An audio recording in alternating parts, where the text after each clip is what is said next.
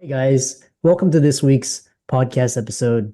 I've got a fantastic guest for you today coming from the UK, Michael Tabirade, and he helps value-driven leaders aspire for greatness. He's a performance coach, author, contractor. We're going to talk to.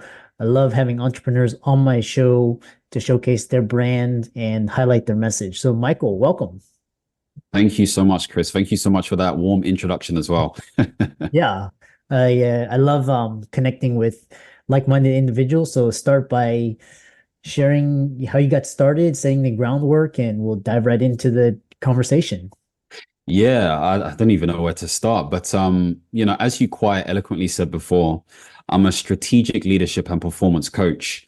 And that actually started back in 2016 when somebody came to me and said, "Hey, how can you help me improve my work within this area?" And because they were a friend, I said, "Oh, don't worry, I'll do it for free." And she was like, "No, money talks." And since then, it just spiraled into consistent sort of like leads and individuals who wanted to get my help in terms of coaching, mentoring, whatever it may be. I soon became qualified via practitionership, so via the EMCC and ICF, if people know those different associations. And I've taken coaching much more seriously. But alongside that, the thing that really draws in the bread and butter is my independent consulting as a contractor within the UK, mainly for the public sector and UK governments. And a lot of my work is centered around change management, program management, digital transformation, all these different things. So that's a bit of a nutshell in terms of what I do and everything else. Yeah. Yeah, I love that. And you've got quite a interesting. So you've got your transition from another career to becoming a performance coach is quite unique, and share kind of pivotal moments or realizations that made you make this career shift. For sure, it's a good question. So it was the pandemic, really. That's where it, kick-started. I'm sure you've got a lot of guests who said the same thing. But essentially, I was working for, let's just say, the public sector healthcare area within the digital space. And essentially, it was a, a new sort of like area. And unfortunately, the leadership wasn't that great. They didn't follow certain frameworks or whatever it may be. Although I love, what the healthcare system is aiming to do at the moment. But it just wasn't for me. I'd been in the healthcare sector for 11 years, doing commissioning, public health, all this stuff. And I realized that actually, I had this strong, insatiable feeling to leave. And so I spoke to different individuals. I spoke to accountants, other consultants. I spoke to friends. And it was not only the help from somebody I met during this, tenor who helped me move into this space. So I became independent as a contractor consultant and focusing more on my coaching as well. And yeah, 2.5 to 3 years later, I've just been going solo, doing my own thing. Yeah. And that's the best thing is working for yourself. And next thing is, forming a company or a business where you have other people. That's kind of the dream. And so you're on that path. And it's like you said, I spoken to so many, some of them was 2008, some of them was like a divorce, bankruptcy, Mhm. 2020, that just something like they want more, they're seeking more. And they can't do it with traditional. They have to go out and, find that. So um kudos to you. Yeah, and I love this. And basically this times of leadership in modern times and giving your insights into this realm. What are key attributes of successful leadership today, especially in dynamic environments, really volatile environments, uncertain environments, healthcare, technology, the world today? Yes, it's an extremely good question because we're going through so much change consistently at the moment, as you know, and I'm not going to list everything, but there's something that I was taught within my change management and coach training, and it's there's a module called coaching with complexity and ambiguity, and uh, it comes back to this whole idea of locus of control, which I'm sure you may be familiar with, and uh, it's identifying what one can control themselves. You can control your behavior, you can control your etiquette, you can control certain attitudes, but you can't control everyone else. But at least as a leader, you have an element of influence. And so it's understanding that actually For me, if I define leadership right now, it's living by example Mhm. rather than I don't want to use the same word leading. It doesn't make sense. So living by example. And with that in mind, if other people see you exude certain behaviors and values and whatever it may be that are in alignment to the organization, they're more likely going to be more trusting and open towards you. So the first thing is living by example. The second thing is communication. And what I mean by that is considered communication. This is getting to a point of really articulating and talking about what the vision is, but also having the opportunity to have an open door policy to a degree where you can understand what's happening on the shop floor. Because if there is a lack of communication from a bi-directional standpoint, it's just not going to work out. So that's the next thing. The third thing I'd say is having this element of crystal clarity. This is a framework that I've adopted, by the way. And this element of crystal clarity is just being super clear of, okay, what are we trying to do here? You know, there's this analogy called four bums on a bench. So imagine this is a bench and you have the bottoms there, but you have who, what, why, when, all of those different things. And the H is the how. So how is basically strategy, but the what, why, when, and everything else is the plan. So be clear about those different things. I'm almost wrapping it up here. I would say another thing to have is voracious vitality. And this is the ability to be infectious by nature, which leans into the final point, audacious authenticity. And I know everyone's abusing that term authenticity, so to speak, but really and truly, if you break it down from a social psychological standpoint, it's broken down into, do I, number one, live authentically? So am I living in a way that is sincere to myself? Number two, am I consistently listening to external influences all the time? And number three, do I self-alienate or am I comfortable within my skin? And so if you can do that from a self-monitoring standpoint, where in a social standpoint, you are comfortable and you don't really change in terms of variability and degree, then you are living by example. So those are the things that I would break down when it comes to this space of complexity and ambiguity in these trying times. Yeah. Yeah, I love that. And I love this idea, just basically being true to yourself. And the more I talk to entrepreneurs, individuals such as yourself, and kind of they get it, they've hit their, kind of niche and what they're supposed to do. They don't get detracted by criticism or naysayers because they know where they're trying to go. Um, so one thing that's talking about is this value-driven approach in your coaching and leadership style. How do you believe this approach impacts an individual's growth, and share examples from your life and coaching experiences? Yeah, so I guess for me, I started to recognize when people weren't adopted to or aligned to their sense of truth, it was very difficult for them to really achieve certain heights. Now, values is an interesting term because it defines what we see as important or deem as important.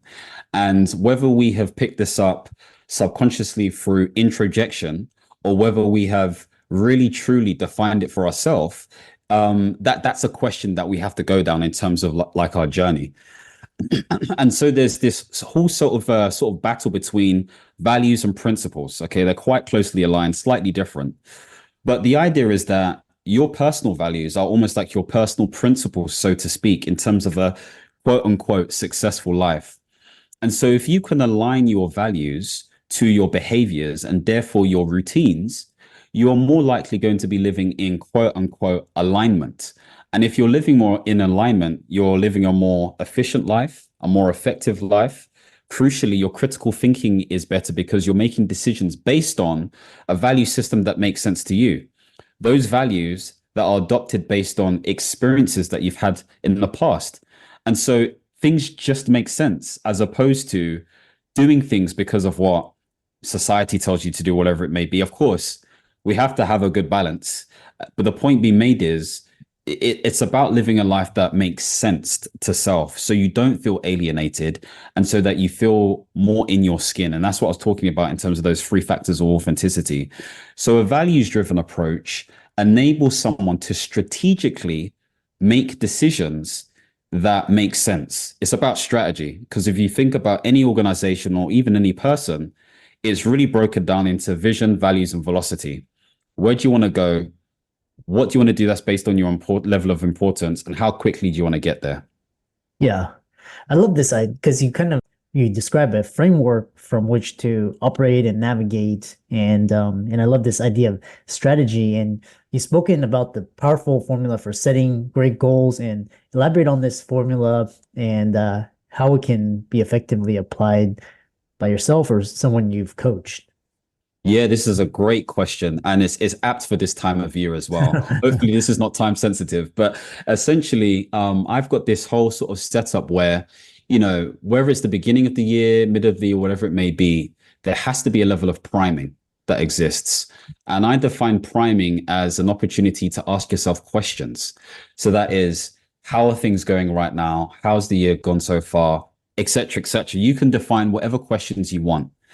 But what that priming does is it allows you to understand whether you need to continue doing what you're doing or you need to pivot.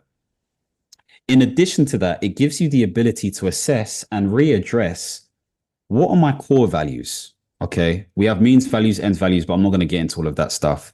But what are my core values? Values being the things that are important to you, because those values are going to define how you approach different areas of your life.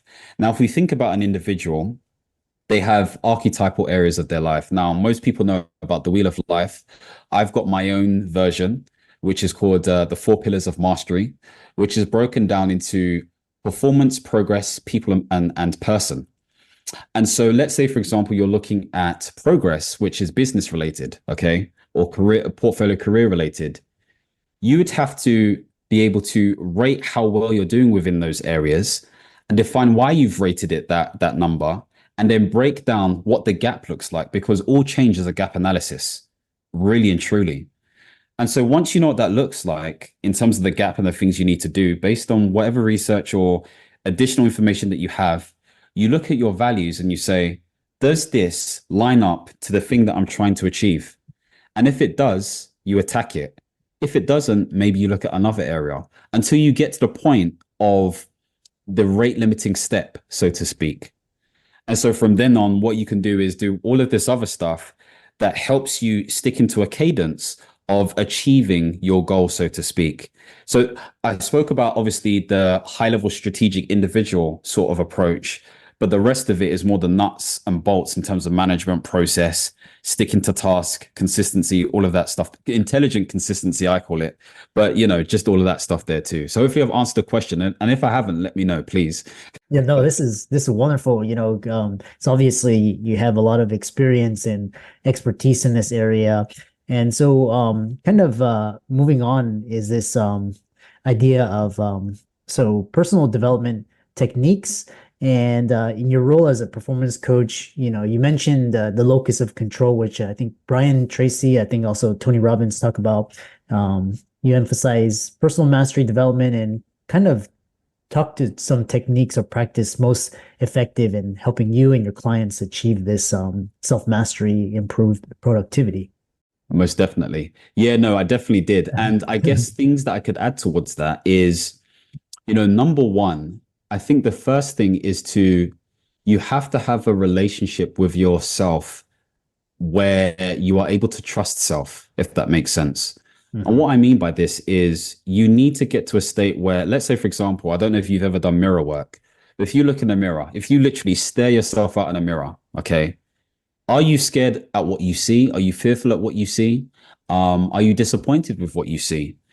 Because you need to get to a point of comfortability, because an acceptance that this is who you are. So that's one technique you can utilize. Another technique that is really useful is, and this is very basic stuff, but it's about the consistency of it that's really important, is journaling. Okay. Now, some people use Bolin journals where they actually write in their journals themselves. Some people use Notion to type in their stuff. I've kind of done both, but I'm in the Notion gang at the moment, where essentially you're asking yourself repeating questions each day that build up into a weekly, monthly cadence that enables you to look back and reflect upon what you're doing. So there's a whole system, a cocoon system that exists from that. The third thing is getting into a state where you leverage people. Okay. So I'm a big proponent of accountability buddies. I'm a big proponent of mentors and coaches if you can afford it. I'm also a big proponent of mastermind groups. Okay. So being surrounded by individuals who are allowing you to create a space of critical thinking, maybe even action learning sets is also a really positive thing as well. Now, if there is something that you're trying to go get, it's really important to make sure you educate yourself within that space. So Robert Greene talks about this in his book, Mastery. He's broken it down into three different steps. First step being curiosity. Okay. So being in a space where you're just trying to discover answers to questions you may have. Following on from that, being a learned practitioner. So just practicing what you're doing again and again and again and putting in the hours. And then thirdly is, well, you get to the practitioner stage, how you put your own slant on it so that your expression is done in a way that is authentic to you. So these are some things that people can do depending on the context or situation to help them level up when it comes to their personal development. Mm. Yeah, I love that. Kind of finishing up is empowering others through teaching, and obviously your passion for teaching is evident in your coaching. And how has your approach to teaching evolved over time? What do you find most rewarding about empowering others? Speak about that. Yeah, great question. So for me, I love seeing the glint in someone's eye, and that's how I know I've really got to them, when they're talking about their passion projects or the thing that they really want to do. So that's on a one-to-one basis. I think the other thing that I'm really enjoying, because I'm setting up a coach training consultancy at the moment where people can become accredited via my company, where there's a group environment and literally I'm getting them to do exercises to help them become competent coaches, and you can see the light bulb just switch on. And so for me, the development of my training has come from, number one, obviously being quite learned within this space. Number two, getting the qualifications myself so that I go through the process. But number three, just having as many coaching clients as possible. It started off with, again, that early coaching client before. There was a time where I was doing a bit of pro bono coaching clients as well, which drew in more people. And then eventually it started to be a paid system. And what ended up happening is I started to raise it to a point where I was like, okay, I'm comfortable at this point, and I know there's enough demand for me to do coaching. The transition I'm in right now is I'm becoming more of a trainer as opposed to a coach, because yeah, I love to put people in a position of empowerment, most definitely. Yeah. How can people contact you, follow you, and reach out to you, work with you, etc.? Great question. So for me, I'm more prolific on LinkedIn, if I'm honest with you. I do have all other socials, but LinkedIn is where you'll probably find me more engaged. I'm also on YouTube, so you can check out some of my content there. Or you can go to my website, michaeltabirade.com. We can find out more information, join my newsletter, and all those great things there. Yeah. And for the audience, let's thank Mike for coming on and really giving a powerful talk about coaching, consulting, leadership. Be sure to follow him. He's all over. He's on YouTube, Twitter, Instagram. And with that, thanks so much for coming on to the podcast. Thank you so much, Chris. I really enjoyed myself. Thank you.